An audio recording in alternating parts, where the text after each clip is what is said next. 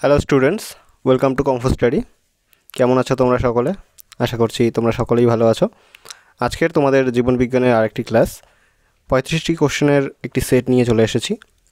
এটা তোমাদের পুষ্টির উপর থেকে থাকবে, ঠিক আছে? পুষ্টি বা নিউট্রিশনের উপরে এই কোশ্চেন সেটটি তোমাদের জন্য নিয়ে আসা হয়েছে। তোমরা মন দিয়ে ক্লাসটি করবে, নোট ডাউন করবে কোশ্চেনগুলো, আর তার পাশাপাশি তোমরা ভিডিওটি পজ করে তোমাদের অ্যান্সার পিক করবে এবং কমেন্টের শেষে জানাবে যে কতগুলো অ্যান্সার তোমাদের ঠিক হচ্ছে, ঠিক আছে? তো আমাদের টেলিগ্রাম চ্যানেলে তোমরা জয়েন করো, সেখানে তোমরা তোমাদের এই কোশ্চেনের যে পিডিএফগুলো আছে সেগুলো তোমরা পিডিএফ আকারে পেয়ে যাবে। আর হোয়াটসঅ্যাপ গ্রুপে জয়েন করো, সেখানে তোমরা তোমাদের কোশ্চেন রাখতে পারো, সেই কোশ্চেনগুলো সলভ করে দেওয়ার চেষ্টা করা হবে। এই সব কিছুর লিঙ্ক তোমরা ডেসক্রিপশন বক্সে পেয়ে যাবে। তো তাড়াতাড়ি যাও আর চ্যানেলগুলো জয়েন করো, ঠিক আছে? তো দেরি না করে আজকের ভিডিও শুরু করি। আজকের প্রথম যে কোশ্চেনটি আছে সেটি হলো, স্বভোজী ও পরভোজী উভয় প্রকার পুষ্টি সম্পন্নকারী উদ্ভিদ হলো। স্বভোজী আবার পরভোজীও দু প্রকার পুষ্টি সম্পন্ন করে কোন উদ্ভিদ? অপশন দেওয়া আছে মিউকর, অর্কিড, কলসপত্রী, স্বর্ণলতা। তো এখানে তোমাদের রাইট অ্যান্সার হয়ে যাবে কলসপত্রী। এই যে কলসপত্রী যে উদ্ভিদটি আছে সেটি কিন্তু দুই ধরনের পুষ্টি সম্পন্ন করে, স্বভোজী আবার পরভোজী। দিনের বেলা স্বভোজী এবং রাতের বেলা পরভোজী, ঠিক আছে? নেক্সট, এখানে দেখো বলে দেওয়া আছে, বলেছে দিনের বেলায় যখন সূর্যালোকের উপস্থিতিতে যখন সালোক সংশ্লেষ হয় তখন তাদের বলা হয় স্বভোজী, যারা নিজেদের খাদ্য নিজেরাই তৈরি করে। আর রাতের বেলায় যখন সূর্যালোক থাকে না তখন অন্যান্য উপায়ে কিন্তু খাদ্য তৈরি করা হয়, সেটা হলো গিয়ে পরভোজী বলা হয়, ঠিক আছে? নেক্সট বলেছে, দেখো কোন গ্রন্থিটির নিঃসৃত রসে পরিপাক ক্রিয়ার জন্য প্রয়োজনীয় উৎসেচক থাকে না, ঠিক আছে? না সূচক প্রশ্ন একটা, মন দিয়ে আমরা আগেও বলেছি যে এই না সূচক কোশ্চেনগুলি ভালোভাবে পড়ে দেখতে হবে, ঠিক আছে? অনেক কোশ্চেনের শেষে কিন্তু না থাকে। তাহলে কোন গ্রন্থিটি নিঃসৃত রসে পরিপাক ক্রিয়ার জন্য প্রয়োজনীয় উৎসেচক থাকে না? তাহলে পরিপাক ক্রিয়ার জন্য যে উৎসেচকগুলি দরকার হয় সেগুলো কোন গ্রন্থি দ্বারা নির্গত হয় না? অপশন দেওয়া আছে আন্ত্রিক, যকৃৎ, লালাগ্রন্থি আর অগ্নাশয়। তো এখানকার মধ্যে যকৃৎ কিন্তু সেই গ্রন্থি যেখান থেকে নিঃসৃত যে এনজাইমগুলো থাকে, যে উৎসেচকগুলো নিঃসৃত হয়, সেগুলো কোনোটাই পরিপাকের ক্রিয়াতে সাহায্য করে না। আচ্ছা, এখানে বলেছে দেহের যকৃৎ দেহের বৃহত্তম গ্রন্থি, ঠিক আছে? আর যদি বলে যে বৃহত্তম অঙ্গ কোনটি, মানবদেহের বৃহত্তম অঙ্গ কোনটি, তাহলে কি হবে? এটা তোমরা কমেন্ট বক্সে জানাও অ্যান্সারটা কী হবে। নেক্সট চলে যাই, আমরা বলেছে মানবদেহের পৌষ্টিকতন্ত্রের কোন অংশ থেকে শর্করা পরিপাকের জন্য উৎসেচক নিঃসৃত হয় না? মানবদেহের পৌষ্টিকতন্ত্রের, ঠিক আছে, পৌষ্টিকতন্ত্রের কোন অংশ থেকে শর্করা পরিপাকের জন্য, শর্করা বা কার্বোহাইড্রেট পরিপাকের জন্য উৎসেচক নিঃসৃত হয় না? এটাও কিন্তু না সূচক বাক্য, ঠিক আছে? তো অপশন দেওয়া আছে ক্ষুদ্রান্ত, পাকস্থলী, মুখগহ্বর আর অগ্নাশয়। তো পাকস্থলী আমাদের খাদ্য পরিপাক পাকস্থলিত হলেও কিন্তু পাকস্থলী থেকে কিন্তু উৎসেচক নিঃসৃত হয় না, ঠিক আছে? শর্করা পরিপাকের জন্য, ঠিক আছে? শর্করা পরিপাকের জন্য কোনো উৎসেচক নিঃসৃত হয় না। তো রাইট অ্যান্সার হয়ে যাবে পাকস্থলী। নেক্সট কোশ্চেন, আশা করছি তোমরা সবাই অ্যান্সারগুলো ঠিক করছো। অনেকেরই হয়তো এক দুটো ভুল হবে বা কয়েকটা ভুল হতে পারে, তো তোমরা কিন্তু নাম্বারগুলো জানাবে। আমি দেখলাম একজন জানিয়েছে আমাদের কত নাম্বার আসছে, তো ধীরে ধীরে তোমরা সকলে জানানো শুরু করো, তাহলে তোমরা বুঝতে পারবে একে অপরের সাথে কে কত নাম্বার, কে কত কীরকম প্র্যাকটিস করছে। তো কতগুলো ঠিক হচ্ছে সেটা কমেন্ট বক্সে তোমরা কিন্তু অবশ্যই জানাবে। আচ্ছা, এখানে কোশ্চেনে বলা আছে অগ্নাশয় রসের প্রোটিন ভঙ্গক উৎসেচক হলো। অগ্নাশয় রসের মধ্যে পাওয়া যায় এরকম একটি উৎসেচক যেটা কী করে? প্রোটিনকে ভাঙে। অপশন দেওয়া আছে লাইপেস, পেপসিন, অ্যামাইলেস, ট্রিপসিন। তা প্রোটিন ভঙ্গক উৎসেচক আলাদা হয়, শর্করা ভঙ্গক আলাদা হয়, ঠিক আছে? এখানে প্রোটিন ভঙ্গকের কথা বলেছে, অপশন রাইট অ্যান্সার হয়ে যাবে তোমাদের ট্রিপসিন, অপশন নাম্বার ডি, ঠিক আছে? ট্রিপসিন প্রোটিনকে ভাঙতে সাহায্য করে। এই ট্রিপসিন কিন্তু অগ্নাশয় রসের মধ্যে থাকে। নেক্সট বলেছে অগ্নাশয় রসের প্রোটিন ভঙ্গ উৎসেচক। আচ্ছা, কী কী অগ্নাশয় রসের মধ্যে কোন কোন প্রোটিন ভঙ্গ উৎসেচক পাওয়া যায় দেখো, বলে দেওয়া আছে ট্রিপসিন, কাইমোট্রিপসিন, কার্বক্সিপেপটাইডেস, ইলাস্টেজ আর কোলাজিনেস, ঠিক আছে? 5টি নাম দেওয়া আছে, তোমরা স্ক্রিনশট নিয়ে নিতে পারো অথবা তোমরা টেলিগ্রাম চ্যানেলে জয়েন করে সেখান থেকে পুরো পিডিএফটাই ডাউনলোড করে নিতে পারো। নেক্সট বলেছে শোষণের প্রধান স্থান হলো। শোষণের প্রধান স্থান কোথায় হয়? শোষণ কোথায় ঘটে? খাদ্যের মধ্যে থেকে যে সবার শেষের দিকে খাদ্যের মধ্যে থেকে যা জল আছে বা যে পুষ্টি পদার্থ শেষে থেকে যায় সেটা যখন শোষিত হয়ে যায়, সেই শোষণ প্রধান কোথায় ঘটে? অপশন দেওয়া আছে ক্ষুদ্রান্ত, বৃহদন্ত্র, পাকস্থলী, মুখবিবর। তো আমাদের দেহের যে শোষণ, সেই শোষণ আমাদের দেহে শোষণ কোথায় ঘটে, সেটা হলো ক্ষুদ্রান্তে। ঠিক আছে, option number A right answer. যদি ভিডিওটি এখনও অবধি দেখছো আর তোমাদের ভালো লেগে থাকে তাহলে তোমরা লাইক করে রাখো একটা, আর তোমাদের মতনই আরও যারা প্রিপারেশন নিচ্ছে তাদের কাছে ভিডিওটি শেয়ার করে দিও। চ্যানেলটিকে অবশ্যই তোমরা সাবস্ক্রাইব করে রাখো, এটা কিন্তু ভুলবে না। আর সাবস্ক্রাইব করলেই শুধু হবে না, বেল আইকনটিও দাবাতে হবে। তাহলে কি হবে, প্রত্যেকটি ভিডিও যখনই আপলোড হবে সাথে সাথে তোমাদের কাছে নোটিফিকেশান চলে যাবে। নেক্সট চলে যাই, বলেছে কোন উৎসেচকটির উৎস হলো লালাগ্রন্থি। তার মানে বলতে চেয়েছে যে লালাগ্রন্থি থেকে কোন উৎসেচকটি নির্গত হয়। অপশান দেওয়া আছে সুক্রেজ, টায়ালিন, অ্যামাইলেস, ল্যাকটেস। লালাগ্রন্থির মধ্যে কোন উৎসেচকটি পাওয়া যায়? তো এখানে তোমাদের রাইট অ্যান্সার, তোমরা অনেকেই এটা হয়তো ঠিক করেছো, টায়ালিন। তো লালাগ্রন্থির মধ্যে কী পাওয়া যায়? টায়ালিন পাওয়া যায়।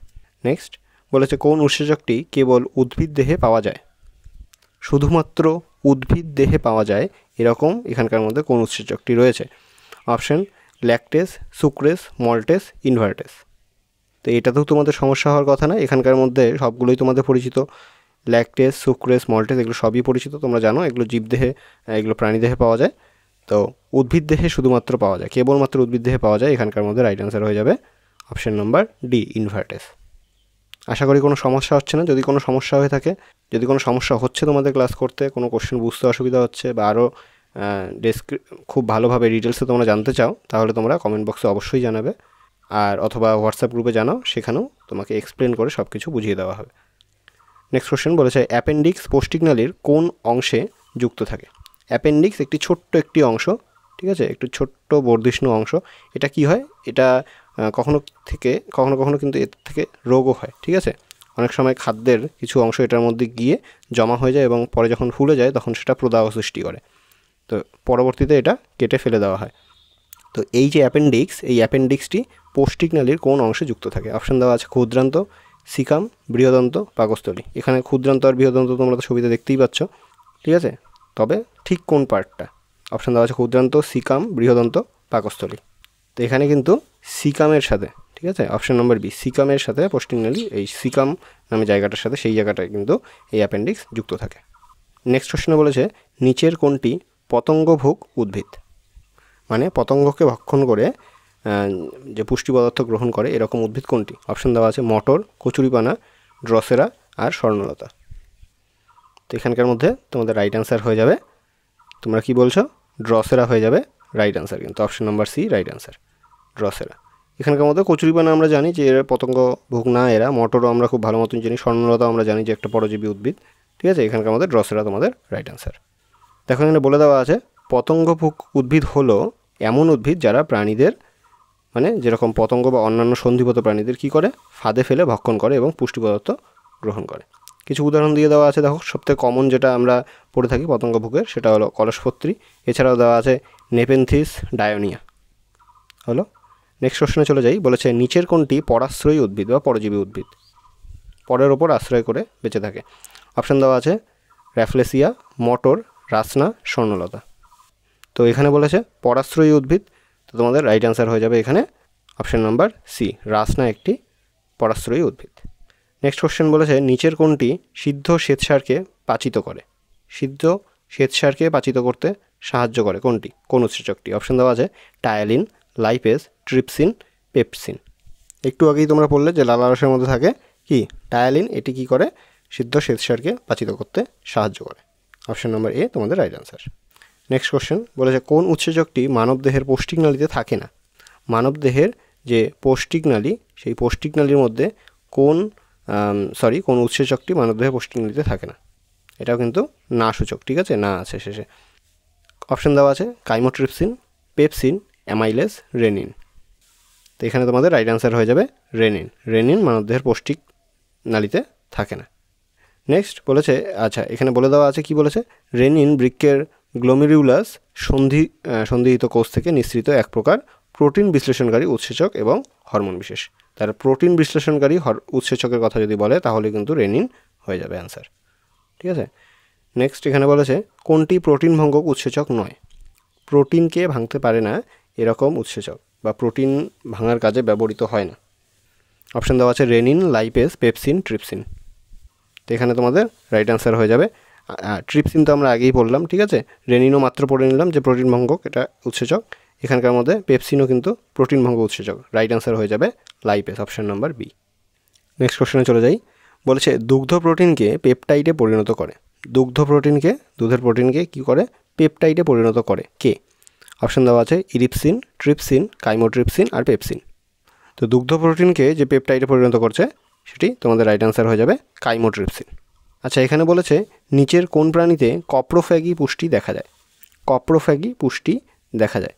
কপ্রোফ্যাগি বলতে মানে সেই সব প্রাণী যারা কি করে, যাদের একবার খাওয়ার ফলে তাদের পৌষ্টিকনালী ছোট হওয়ার কারণে একবার খাওয়ার ফলে সেটা পুরোপুরিভাবে পরিপাক হয় না, যার মধ্যে পুষ্টি পদার্থ থেকে যায়। তার মানে তারা যে মলটা বের করে দেয় সেটার মধ্যেও পুষ্টি পদার্থ থেকে যায়, তাই জন্য তারা আবারও সেই মলটাকে ভক্ষণ করে। কিসের জন্য? আবারও যাতে সেই পুষ্টি পদার্থটাকে নিতে পারে। তো এরকম অপশান কী দেওয়া আছে? ডাং বিটল, মৌমাছি, আরশোলা, ব্যাং। এখানে তোমাদের রাইট অ্যান্সার হয়ে যাবে ডাং বিটল, অপশান নাম্বার এ তোমাদের রাইট অ্যান্সার।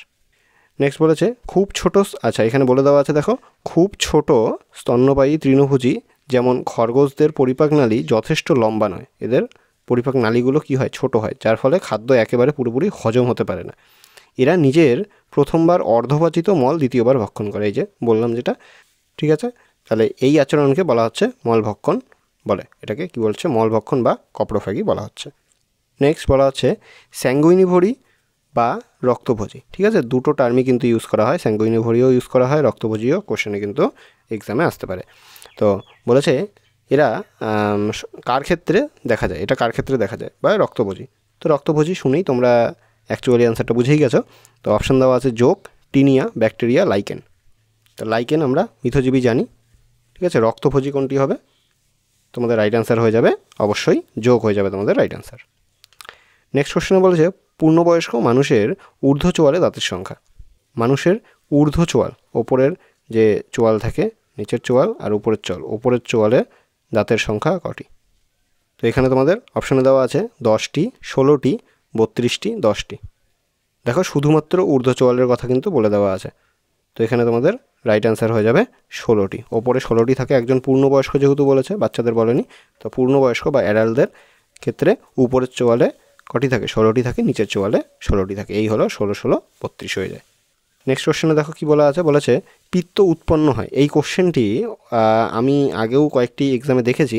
তো এই যে পিত্ত উৎপন্ন হয়, এটা অনেকেই ভুল করে, বেশিরভাগ স্টুডেন্টই ভুল করে, যারা পড়েনি, যারা আইডিয়া করে এক্সাম দেয়, হ্যাঁ ঠিক আছে, আইডিয়া করে পিক করে, তো তারা কিন্তু এখানে ভুল করবেই করবে। পিত্ত উৎপন্ন হয়, দেখো উৎপন্নের কথা বলেছে, অপশান দেওয়া আছে যকৃতে, রক্তে, পিত্তথলিতে, প্লীহাতে। অনেকেই এখানে না জেনে পিত্তথলিতে অ্যান্সার দিয়ে দেয়, ঠিক আছে, কিন্তু এটা কিন্তু পুরোপুরি ভুল অ্যান্সার হয়ে যাবে। পিত্তথলিতে কিন্তু পিত্ত উৎপন্ন হয় না, উৎপন্ন হয় পিত্ত কোথায়? যকৃতে, ঠিক আছে, যকৃতে পিত্ত উৎপন্ন হচ্ছে। নেক্সট কোশ্চেন বলেছে স্তন্যপায়ী প্রাণীদের শ্বেতসারের পরিপাক শুরু হয়। স্তন্যপায়ী প্রাণীদের শ্বেতসারের পরিপাক শুরু হয় কোথায়? পরিপাক শুরু হওয়ার কথা বলেছে, কোথায় শুরু হয়ে যায় পরিপাক, ঠিক আছে। অপশান দেওয়া আছে পাকস্থলী, মুখগহ্বর, গ্রাসনালী, ডিওডিনাম থেকে। তো এই যে শ্বেতসার আছে, ঠিক আছে, শ্বেতসার বা কার্বোহাইড্রেট যেটাকে আমরা বলি, সেটা পরিপাক কোথার থেকে শুরু হয়? এটা রাইট অ্যান্সার হয়ে যাবে মুখগহ্বর থেকে। মুখগহ্বর থেকেই একদম শুরুর থেকেই এটা কিন্তু পরিপাক হওয়া শুরু হয়ে যায়, লালারসের দ্বারা প্রথমে শুরু হয়, ঠিক আছে। নেক্সট কোশ্চেনে চলে যাই। বলেছে প্রোটিন পরিপাকের শেষে বিক্রিয়ালব্ধ পদার্থটি। প্রোটিন যে পরিপাক হচ্ছে, এই যে প্রোটিন পরিপাক হচ্ছে, প্রোটিন পরিপাকের পরে শেষে, সবার শেষে কী তৈরি হচ্ছে? সবার শেষে গিয়ে এই প্রোটিনটি কিসে পরিণত হচ্ছে? অপশান দেওয়া আছে গ্লুকোজ, শর্করা, নিউক্লিওটাইড, অ্যামিনো অ্যাসিড। তো প্রোটিন কিন্তু পরিপাকের শেষে তোমাদের রাইট অ্যান্সার হয়ে যাবে, শেষে কিন্তু পরিণত হচ্ছে অ্যামাইনো অ্যাসিডে প্রোটিন, ঠিক আছে। এখানে দেখো একটা ছকও দিয়ে দেওয়া আছে, বলেছে প্রোটিন প্রথমে পেপসিন বা ট্রিপসিনের দ্বারা ভেঙে যাচ্ছে, কি তৈরি হচ্ছে? পলিপেপটাইড তৈরি হচ্ছে, সেখান থেকে পলিপেপটাইড থেকে কার্বক্সি পলিপেপটাইডেস দিয়ে ভেঙে যাচ্ছে, সেটা কি হয়ে যাচ্ছে? ডাইপেপটাইড হয়ে যাচ্ছে। তারপর ডাইপেপটাইডেস থেকে দিয়ে সেটা ভেঙে যাচ্ছে, ভেঙে শেষে 2 অণু অ্যামাইনো অ্যাসিড। নেক্সট কোশ্চেন বলেছে যকৃতের কোন কোষ জীবাণুদের ধ্বংস করে? যকৃতের মধ্যে কোন কোষ থাকে যেটা জীবাণুদের ধ্বংস করে? অপশান দেওয়া আছে যকৃৎ কোষ, কুফার কোষ, আর্জেন্টাফিন কোষ আর অ্যামিবয়েড কোষ। তো তোমরা তোমাদের অ্যান্সার পিক করো। তো এখানকার মধ্যে যকৃতের মধ্যে এই যে কুফার কোষ থাকে, এই কুফার কোষ কিন্তু জীবাণুদের ধ্বংস করতে সাহায্য করে। নেক্সট কোশ্চেন বলা আছে নিচের কোনটি লালা গ্রন্থি? আচ্ছা, মানে এখানে বলতে চেয়েছে যে লালা গ্রন্থি কী টাইপের গ্রন্থি, ঠিক আছে। কোনটি? লালা গ্রন্থি, লালা গ্রন্থির পার্ট। তো এখানে বলেছে অশ্রুগ্রন্থি, সাবলিঙ্গুয়াল গ্রন্থি, ব্রুনার গ্রন্থি আর অ্যাড্রিনাল গ্রন্থি।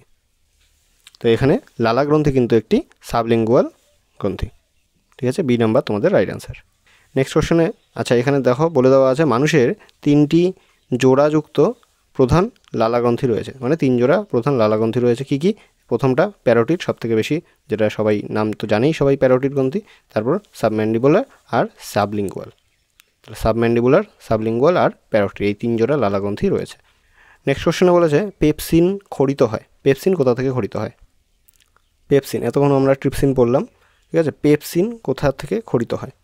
অপশান দেওয়া আছে পাকস্থলিতে, ক্ষুদ্রান্তে, গোনাডে, যকৃতে।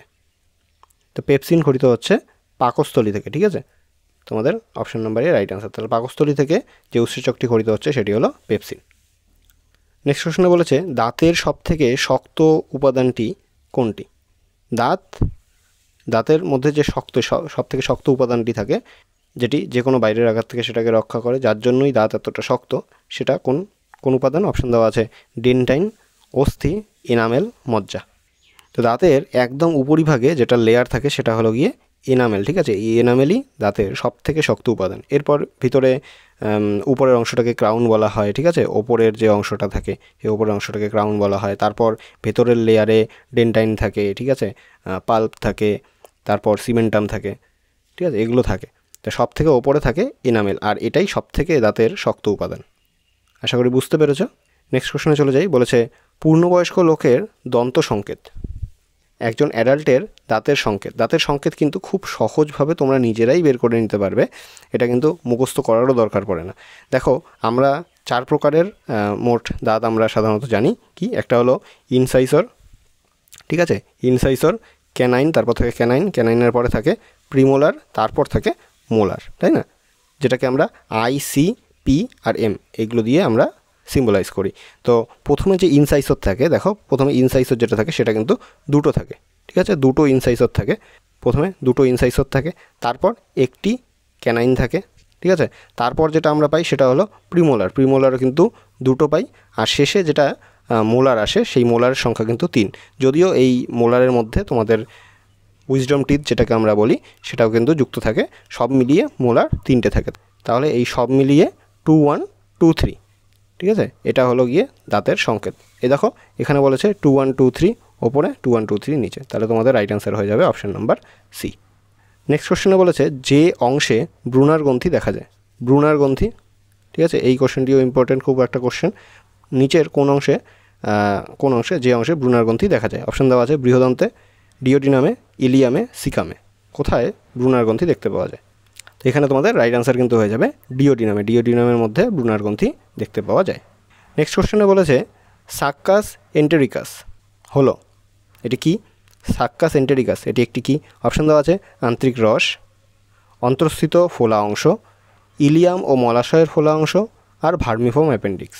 সাক্কাস এন্টেরিকাস এটা কিন্তু এক ধরনের আন্তরিক রস। অপশান নাম্বার এ তোমাদের রাইট অ্যান্সার, ঠিক আছে। তাহলে নেক্সট কোশ্চেনে চলে যাই। বলেছে পেপসিনোজেন যেটি দ্বারা সক্রিয় হয় সেটি হলো, তাহলে পেপসিনোজেন সক্রিয়করণের জন্য কি দরকার? কোন উৎসেচকটি বা কি দরকার? অপশান দেওয়া আছে ট্রিপসিন, কাইমোট্রিপসিন, HCl আর পেপসিন। তো পেপসিনোজেন এটি কিন্তু HCl এর উপস্থিতিতে সক্রিয় হয়ে ওঠে। তোমাদের রাইট অ্যান্সার হয়ে যাবে HCl। নেক্সট কোশ্চেন বলেছে বিলিরুবিন ও বিলিভার্ডিন উৎসেচক এগুলো কি?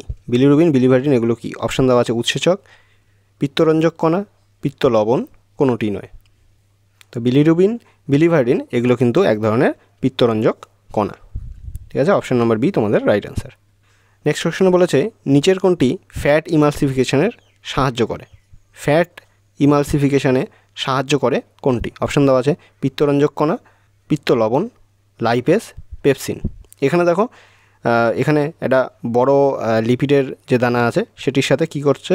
সল্ট যুক্ত হয়ে, বাইল সল্ট যুক্ত হয়ে কি হচ্ছে? ছোটো ছোটো লিপিডের ড্রপলেটে পরিণত হচ্ছে, স্মল লিপিড ড্রপলেটে পরিণত হয়ে যাচ্ছে, ঠিক আছে। তো এখানে এই যে ফ্যাট ইমালসিফিকেশন করছে, তো এই ফ্যাট ইমালসিফিকেশনে সাহায্য করে কি? অপশান দেওয়া আছে পিত্তরঞ্জক কণা, পিত্ত লবণ, লাইপেস, পেপসিন। তো এখানে তোমাদের রাইট অ্যান্সার হয়ে যাবে পিত্ত লবণ। এই যে এখানে পড়লাম বাইল সল্ট, তো এটাই কিন্তু সাহায্য করছে। নেক্সট কোশ্চেন বলেছে প্রোটিনের অভাবজনিত রোগ হলো। প্রোটিনের অভাবজনিত রোগ কোনটি? এটাও কিন্তু আমরা রোগজনিত কারণগুলোতে পড়েছিলাম, রোগের যে ক্লাসটা সেটাখানে তোমরা গিয়ে ভিডিওতে দেখতে পারো। আমাদের কমফোর্ট স্টাডি চ্যানেলেরই ভিডিওর সেকশনে গিয়ে তোমরা ওখানে যদি দেখো নিচে পেয়ে যাবে তোমরা। সেখানে রোগ সম্পর্কিত অনেক রোগ কিসের কারণে হচ্ছে রোগ সম্পর্কিত একটা ক্লাস কিন্তু আছে। সেই ক্লাসটি এই ক্লাসটির পরে গিয়ে তোমরা করতে পারো, সেখানেও কিন্তু গুরুত্বপূর্ণ অনেক কোশ্চেন আছে। তো এখানে প্রোটিনের অভাবজনিত যেটা রোগ সেটা হলো অপশান দেওয়া আছে এডিসনের ব্যাধি, স্কারভি, কোয়াশিওরকর আর পেলেগ্রা। তো তোমরা যারা যারা ওই ক্লাসটি করেছো তোমরা সকলেই জানো এখানে রাইট অ্যান্সার হয়ে যাবে তোমাদের অপশান নাম্বার সি, কোয়াশিওরকর। প্রোটিনের অভাবজনিত কারণে হয় কোয়াশিওরকর, বাচ্চাদের মধ্যে দেখতে পাওয়া যায়। নেক্সট কোশ্চেন বলেছে পাকস্থলীতে গ্যাস্ট্রিক অ্যাসিড নিঃসৃত হয় কোন কোষ থেকে? পাকস্থলীতে যে গ্যাস্ট্রিক অ্যাসিড উৎপন্ন হয় সেই গ্যাস্ট্রিক অ্যাসিড কোন কোষ থেকে নির্গত হয়? অপশান দেওয়া আছে প্যারাইটাল কোষ, পেপটিক কোষ, অ্যাসিডিক কোষ আর ওপরের সবকটি কোষ। তো এই যে গ্যাস্ট্রিক অ্যাসিড কিন্তু প্যারাইটাল কোষ থেকে নিঃসৃত হয়। তো তোমাদের রাইট অ্যান্সার হয়ে যাবে অপশান নাম্বার এ। নেক্সট বলেছে প্রাণীদেহে যে প্রোটিন সব থেকে বেশি পাওয়া যায়? অপশান দেওয়া আছে কোলাজেন, ইনসুলিন, ট্রিপসিন, হিমোগ্লোবিন। এখানকার মধ্যে কোন প্রোটিনটি সব থেকে বেশি পাওয়া যায়? তো অনেকে এখানে হয়তো হিমোগ্লোবিন টিক করবে, কিন্তু তোমাদের অ্যাকচুয়ালি রাইট অ্যান্সার কিন্তু হবে সব থেকে বেশি যে প্রোটিন পাওয়া যায় সেটি হলো গিয়ে অপশান নাম্বার এ, কোলাজেন। ঠিক আছে, কোলাজেন প্রোটিন কিন্তু সব থেকে বেশি আমাদের প্রাণীদেহে দেখতে পাওয়া যায়। নেক্সট কোশ্চেনে বলেছে জন্ডিস হলো ড্যাশ ঘটিত একটি গোলযোগ। তাহলে বলেছে এই যে জন্ডিস যে হচ্ছে এটা কিসের ঠিকঠাক না কাজ করার ফলে হচ্ছে, গোলযোগের কারণে হচ্ছে, ভুলের জন্য, কোন অঙ্গের? তো অপশান বলছে এখানে ত্বক ও চোখ, পরিপাকতন্ত্র, রেচনতন্ত্র আর সংবহনতন্ত্র। তো এখানকার মধ্যে কার গোলযোগের কারণে জন্ডিস হয়? তো এখানে তোমাদের রাইট অ্যান্সার হয়ে যাবে পরিপাকতন্ত্র। পরিপাকতন্ত্রের গোলযোগের কারণে কিন্তু জন্ডিস হয়। ঠিক আছে, তো আজকের 35টি কোশ্চেনে আমাদের এই সেটের লাস্ট কোশ্চেন এটাই। আশা করছি তোমাদের ভিডিওটি ভালো লেগেছে। যদি ভালো লেগে থাকে ভিডিওটিকে লাইক করবে, শেয়ার করবে তোমাদের মতন আরও যারা প্রিপারেশন নিচ্ছে, আর সাবস্ক্রাইব করতে বলবে। ঠিক আছে, তোমরাও সাবস্ক্রাইব করবে যারা নতুন ভিডিওটি দেখছো এখনও সাবস্ক্রাইব করোনি, আর বেল আইকনটি দাবিয়ে রাখবে, তাহলে প্রত্যেকটি ভিডিওর নোটিফিকেশন তোমাদের কাছে পৌঁছে যাবে। ঠিক আছে, তো লাস্ট কোশ্চেনে বলা আছে খাদ্যে প্রোটিন ও ক্যালোরির ঘাটতির ফলে শিশুদের মধ্যে যে রোগ দেখা যায়। এই যে প্রোটিন আর ক্যালোরির ঘাটতির জন্য যে শিশুদের মধ্যে যে রোগ দেখা যাচ্ছে, এখানে কিন্তু শুধু প্রোটিনের কথা বলেনি, যাই হোক। তো অপশানে দেওয়া আছে কোয়াশিওরকর, ম্যারাসমাস, রিকেট, স্কারভি।